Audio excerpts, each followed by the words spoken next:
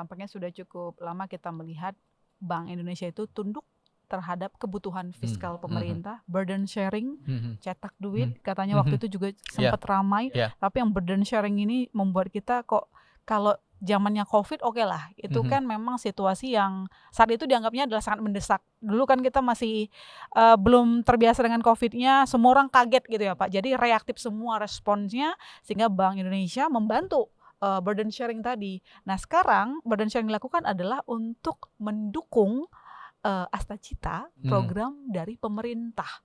Apakah hal-hal yang kayak gini juga lah yang akhirnya mengikis kepercayaan investor untuk menanamkan modalnya di Indonesia karena ketidakpastian itu?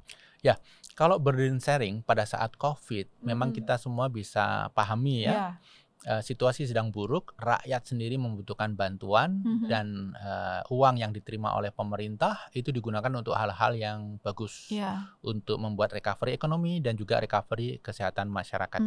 Pada saat COVID oke. Tapi permasalahannya kemudian burden sharing ini bisa diterapkan pada saat krisis. Jadi tidak didefinisikan krisis itu apa. Dan yang mendefinisikan krisis adalah pemerintah. Jadi banyak pihak yang khawatir ini bisa dipakai sewaktu-waktu.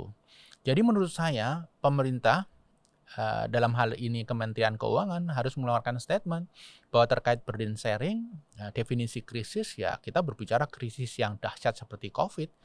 Kalau hanya kesulitan fiskal itu bukan krisis, ini harus dinyatakan terbuka. Kemudian yang kedua, sekarang ini kan muncul berbagai rumor bahwa pemerintah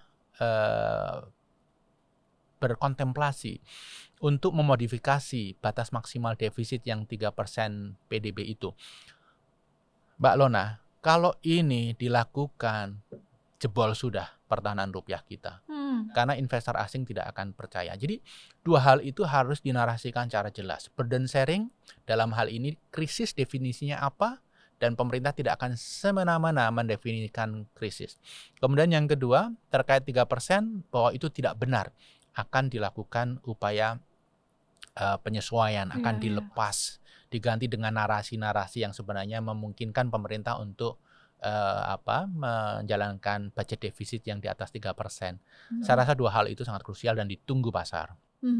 Jadi artinya sekali lagi memang kondisinya sebelumnya sudah buruk, tapi masuknya Thomas memperburuk keadaan karena persepsi publik tadi secara psikologi market itu dari kemarin-kemarin sudah capek mungkin ya dengan keadaan, tiba-tiba ada gebrakan, itulah yang membuat posisi sekarang justru lebih buruk gitu ya? Iya, tadi saya sebut ini keputusan berisiko pada timing yang buruk.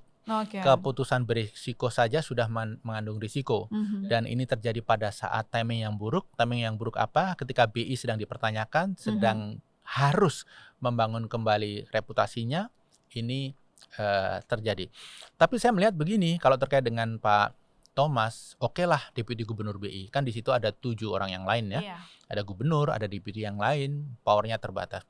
Yang saya khawatirkan kalau kemudian ada yang ngomporin mereka yang punya kekuasaan. Oh ini Pak Thomas jadi Gubernur BI, seperti Pak Derajat Djuandono, seperti ayahandanya.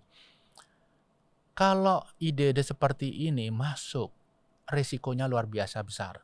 Karena Gubernur BI itu adalah posisi yang betul-betul penjaga nilai tukar rupiah. Jadi tidak boleh ada unsur apapun yang membuat orang bertanya-tanya kepada kredibilitas dan independensinya. Kita bisa bayangkan situasi misalnya di Amerika, Mbak Lona. Keponakan Trump yang dia pernah menjadi bendara umum Partai Republikan, kemudian diangkat menjadi Chairman of the Fed. Itu di dunia pasti akan teriak. Jadi dalam skala yang lain, kita jangan menjalankan skenario yang kalau dijalankan di Amerika, dunia akan teriak. Kembali, situasi ekonomi kita itu sebenarnya rada kritikal. Tidak baik-baik saja. Ada begitu banyak potensi yang kalau tidak dikelola ini akan menjadi krisis. Dan kalau saya melihat dari berbagai situasi kita, risiko krisis itu masuknya dari mana sih? Dari fiskal yang tidak dikelola dengan baik, membengkak, kemudian tergantung kepada BI.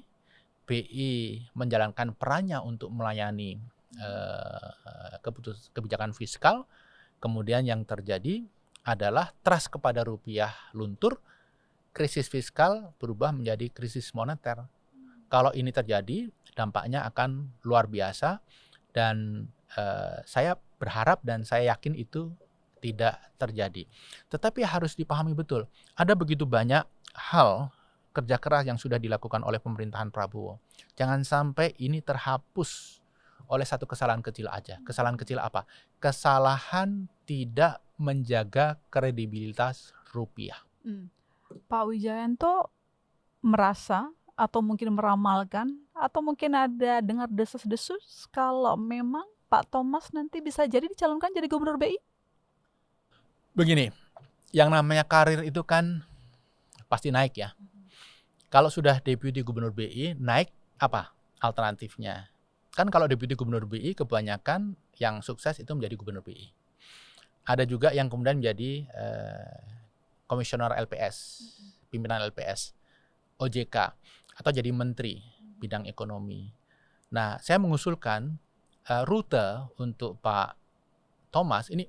Wijayanto ini siapa sih? Nobody. Ya, saya rakyat Indonesia lah, yang ingin Indonesia ini baik. Kita sama-sama di sini karena yang peduli terhadap Indonesia Indonesia ini baik gitu ya. Dan kita ingin Pak Prabowo sukses mentransformasi negeri ini. Rute untuk Pak Thomas mestinya bukan gubernur BI. Terlalu berisiko. Rute untuk beliau mestinya pimpinan OJK, pimpinan LPS, atau pimpinan kementerian bidang ekonomi. Dan saya rasa pengalaman di fiskal, dulu di swasta, kemudian di moneter, ini akan membuat Pak Thomas mempunyai pengalaman yang sangat komprehensif. Contoh orang yang mempunyai level seperti ini tuh, menguasai banyak hal itu Pak Darmin Nasution. Wah, itu luar biasa. Beliau juga Pak Agus Marto. Luar biasa. Kalau diskusi dengan dua orang ini kayaknya kita diskusi apa aja dapat jawaban yang memuaskan.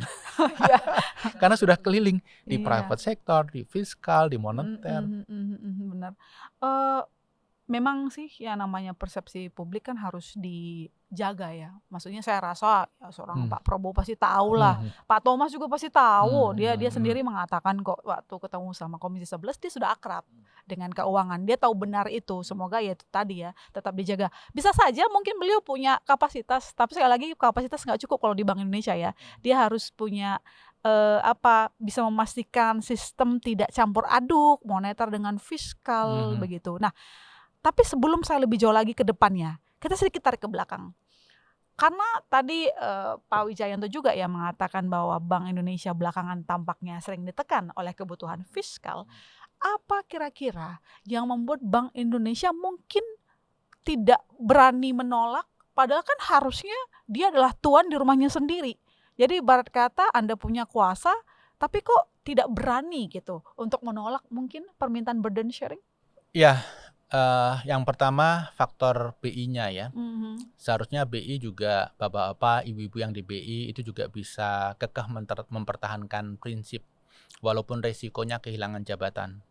Jadi semoga bapak-bapak, ibu-ibu yang di BI itu mendengar ini gitu ya. Jadi yang namanya BI itu posisi yang sangat strategik. Mimpi rakyat itu digantungkan di situ secara langsung maupun tidak langsung. Jadi kalau harus memilih menjalankan sesuatu yang salah atau kehilangan jabatan, harusnya memilih untuk kehilangan jabatan. Ini dari aspek BI sendiri menurut saya juga harus diperkuat. Yang kedua, memang setting Indonesia ini sekarang ini sentralistis. Di dunia politik, DPR, di penegakan hukum, di eksekutif, dimanapun. Jadi tone ini rasanya juga terbawa dalam aspek kebijakan moneter. Kita hidup di ekosistem yang top down, yang sentralistis. Kecenderungan untuk mengikuti pola itu sangat tinggi.